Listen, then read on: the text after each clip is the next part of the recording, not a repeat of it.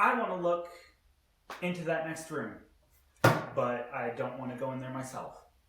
Welcome to the Hall of the Guildmasters. In this series, we're going to be talking about RPG ideas, specifically homebrew magic items. So we've come up with a list of some very cool items that we're going to go over throughout this series. So, first episode, we are talking about the Eyepatch of the Shadow Beast and what it can do. So, we are going to talk to you about the stats, and then we're going to talk to you about how to implement this in your game, and some stories we have of our own of using this in our own campaigns. So, want to start us off? So, when I first thought of this idea, I wanted something that could help the party without actually going there. There may be a few spells or items in your campaign or session that has something similar, but I wanted something that fit like a rogue style or something like that, which, and I gave this to this person, and I gave separate animals to the stat points. So like charisma stat would be a butterfly, the power stat would be like a small dragon,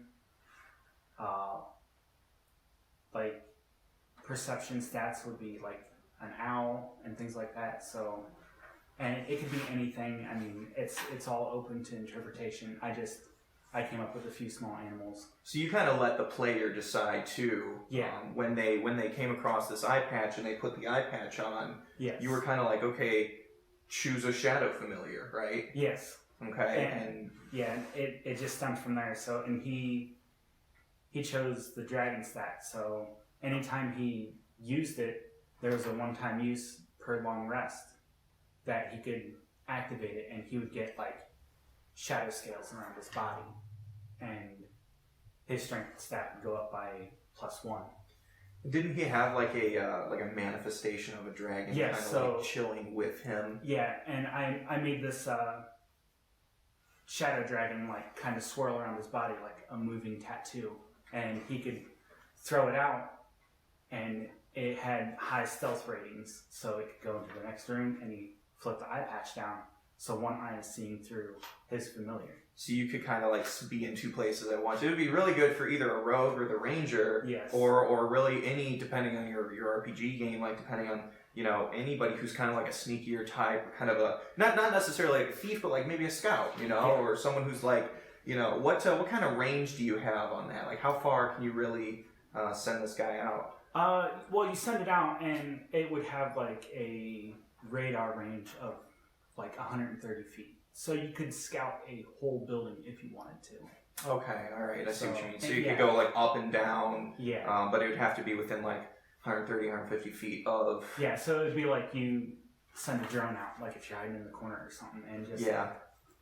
That makes sense. Yeah. Yeah, it would be super up to DM discretion too, of like, you know, how far can I go with this, or, you know, what's... that would be definitely cool if you're, maybe if you were able to position your shadow familiar in a location while you're fighting. So if you're like an archer or a sniper, to have it, and maybe you can get advantage on taking out certain targets because... Yeah, you would know if they were flanking, or you can flank them. Yeah. So it could be looking down one hallway and you're shooting down the other. Yeah, or if it's like looking at them and you know when they're going to pop up, so you're like ready to... Yeah, and I made it immortal too, so if it died, which it had low health, so if it died, it would take a long rest to come back. Right, so right. That it wasn't like a one. So is that something then that, like, you know, does it only last for a certain duration, or is it more of like... I made it last 24 hours. Okay, so it's like once someone hits it and maybe it, dissipates, but, and then you can just kind of bring it back to them and then send it back out. And, yep. Yeah, so once they activated their ability and got to like the dragon scales and stuff, it lasted for 24 hours. And what I did was I made one of them the pangolin. So the dragon was power, the pangolin was defense, because it had the scales. Yeah. And then I did the butterfly as charisma, so your charisma stat went up.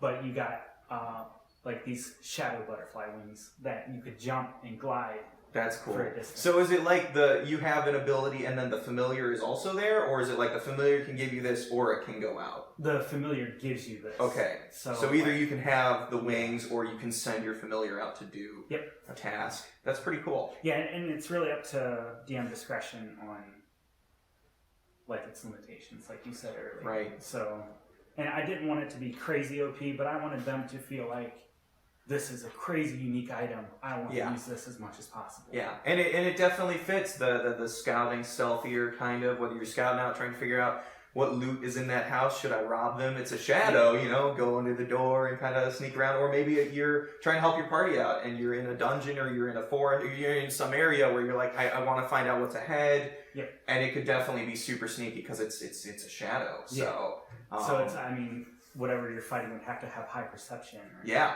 And I did one with a snake too. When it activated, they got like snake eyes. But every strike they did was poison attached to it. Oh, that's cool. Okay, so really, yeah, have fun with what kind of creatures you come up with, and definitely let us know in the comments below if you implement this item, how you use it, and yeah, what your interpretation on this is. Yep. Till next time.